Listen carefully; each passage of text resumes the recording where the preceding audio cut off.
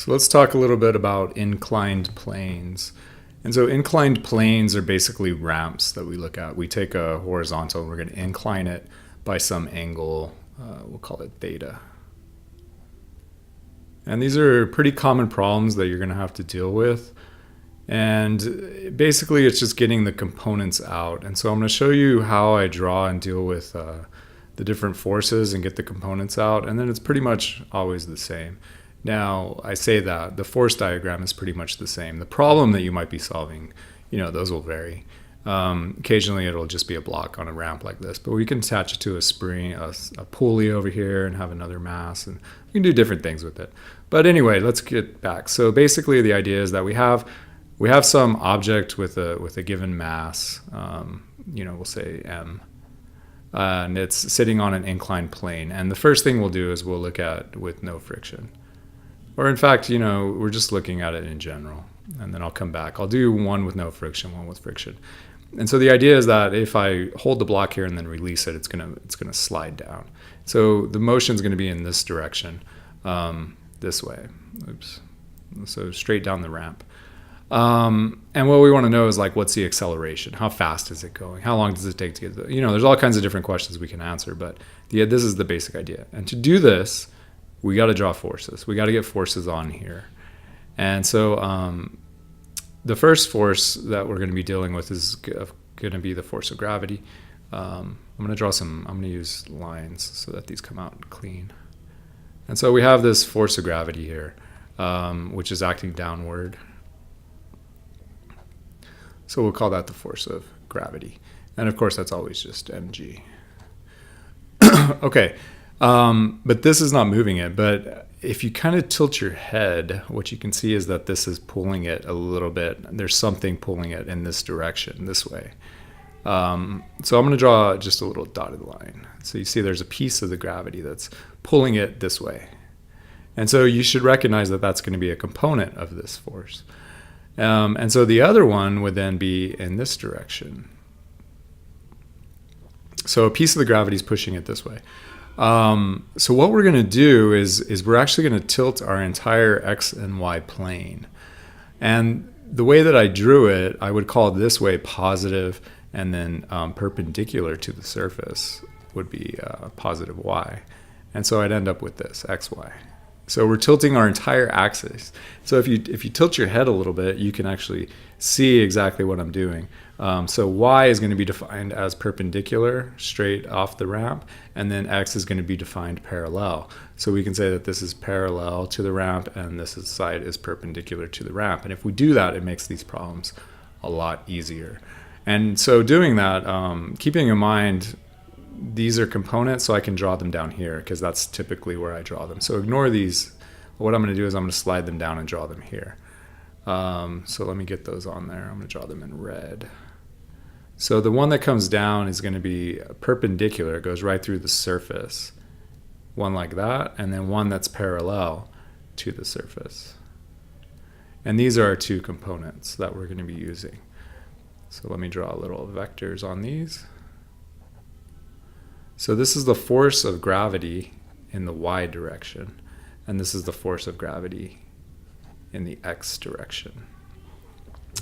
Now the question is, where's this angle go? So the angle goes right here, and I'm not going to get into a proof of this thing, but we'll play with it in class probably. So that's your angle. Whatever angle's there goes right there. And then this is your force of gravity in the y, force of gravity in the x. Now, the mistakes that I always see with students is you have to make sure this one is parallel to the plane. So when you draw this thing, you got to make sure that bottom one is parallel. So it's parallel to this green up here. What a lot of students do is they draw it all the way down, and then they come across like this, and that's not right. So make sure that this one is parallel, because that's the one that's actually pushing it down the ramp. Okay, so now we could define some stuff. So in this case, the force of G in notice where my angle is. So this is why I told you with the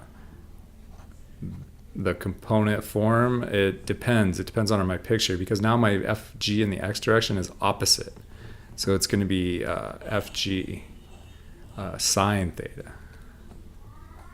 So you see how it's different, and it's sine because it's opposite. And then FG in the y is next to, so FG in the y direction is going to be FG cosine theta. And now I can get into my components and I can figure out what's going on. There's a couple other component or forces that are acting on this thing. One is the normal force.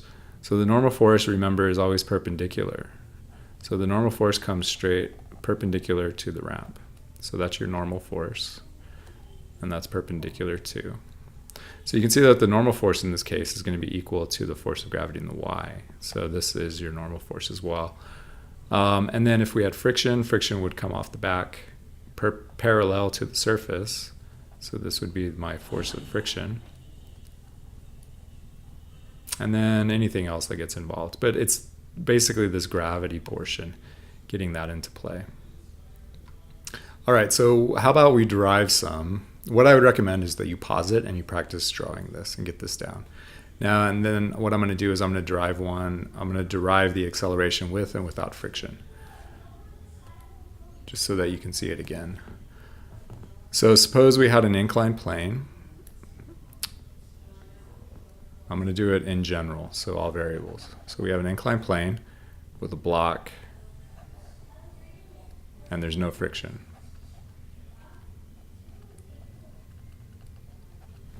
So it's inclined at some angle theta, and it has some mass m. So the first thing we would do is draw the force of gravity. So that would be Fg. And then I'll go ahead and draw the normal force on there. So the normal force, you know what, let me use this line tool. The normal force would be perpendicular, so it's going to come up like that. So I get the normal force. And then we're going to define our x and y axes. So y is perpendicular, x is parallel. So we'll define that to be x, that to be y. And now we can start breaking stuff out. So there's no acceleration in the y direction. So let's do the y direction first. So the y direction. There's no acceleration. So what we end up with is that the net force in the y direction is equal to 0. So we need to get the components on here. So we draw perpendicular and then parallel. And that's my x and y. So this is the force of G in the x, force of G in the y. So going back over here, my y direction would be the normal force minus the force of gravity in the y direction. It's equal to 0, so the normal is equal to Fg in the y direction. And then using our trig, we get that it's going to be Fg. Remember, theta goes up at the right here, and that's theta. So Fg cosine theta. So the normal force we could define as mg cosine theta. All right, let's go over to the x and get a different color. So we'll do the x direction. And now we have some acceleration. So the acceleration in the x direction is going to be the net force in the x divided by the mass. All right, so we need to add up all of our forces in the x direction. So looking at this thing, the only force that I have is this Fg in the x. So we get the acceleration in the x is going to be the force of gravity in the x divided by the mass. And then using trig, we get that in terms of the force of gravity, because we can calculate that since we know it's just mg. So the force of g in the x, since it's opposite, that's sine. So we get the force of gravity times sine theta divided by mass. So the acceleration in the x, the force of gravity is mg. So we get mg sine theta divided by m. And what you'll notice is that m divided by m is 1.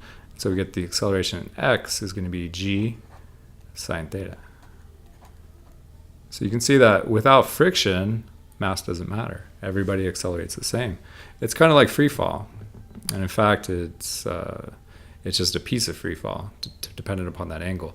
Now, if I take that angle all the way up to 90, so if I made an inclined plane that was at 90 degrees, then what we'll see is that sine 90 is 1, so we get g. So the acceleration in the x direction would be g, and that makes sense. We're in free fall. Whereas if I lay this thing down and had a 0 degree, well, the sine of 0 is 0, so you get 0 acceleration in the x direction. So hey, it works. It works for everything when there's no friction. So now let's do it again. So again, I would pause this and practice drawing this so that you know where it is, because now we're going to add friction in. So now similar situation. What if you know what? Let's do it this way. What if my plane's this way? Is it any different? No, of course not. So we have theta there. There's my block, mass m. All right, but now we have friction. So with friction. First up, draw all your forces. So I'm going to draw forces, not components. So we have the force of gravity acting down. We have the normal force, which is perpendicular to the plane.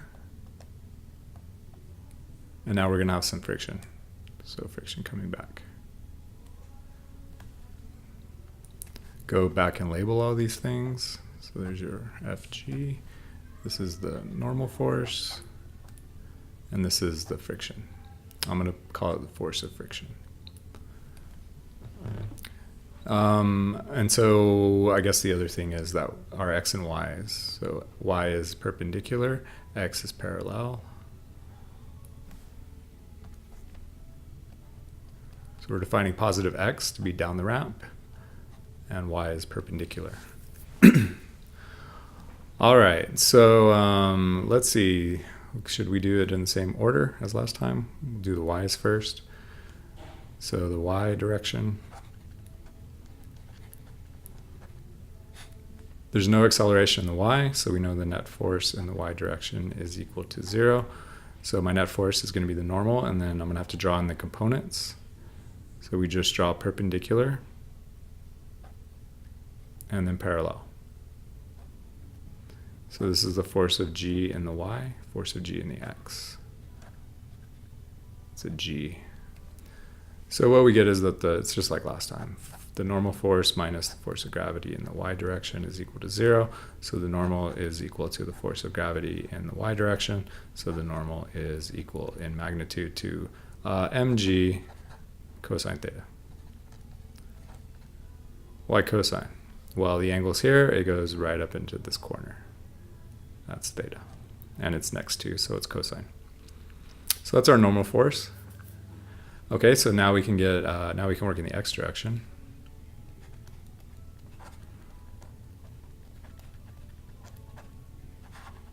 So now we have, it's similar, except now we have the force of friction.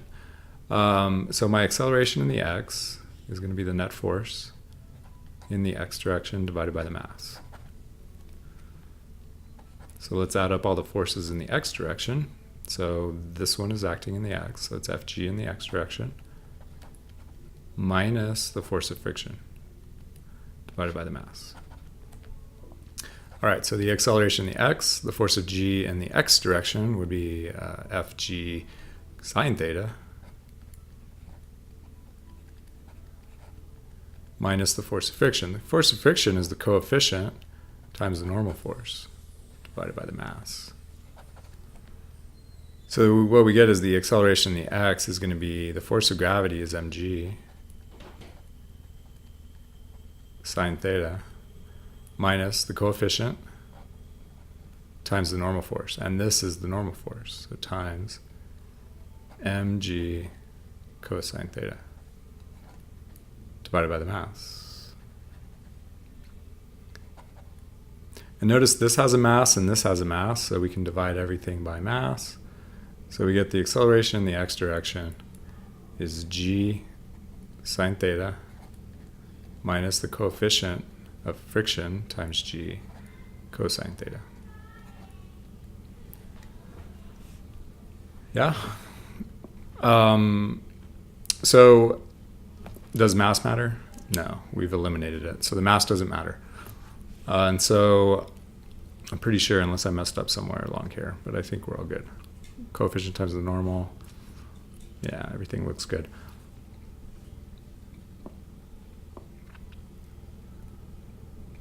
All right, so we can think about what happens as the angle increases. So as the angle increases, once the angle gets to 90, cosine 90 is 0. So this whole thing goes away. This is 1, so we just recover g. As I start making it smaller, this goes to 0, so this gets smaller. And we end up with, this one goes to 1. So we end up, this one starts taking over a little bit. So it starts going to 0. When it gets to 0, we're going to have 0 acceleration here. But anyway, that's with friction.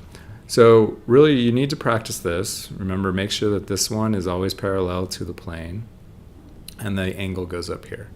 And then don't try to just memorize how to get these components, because you see it changed here. The y was cosine and x was sine. And that's it. You just need practice now.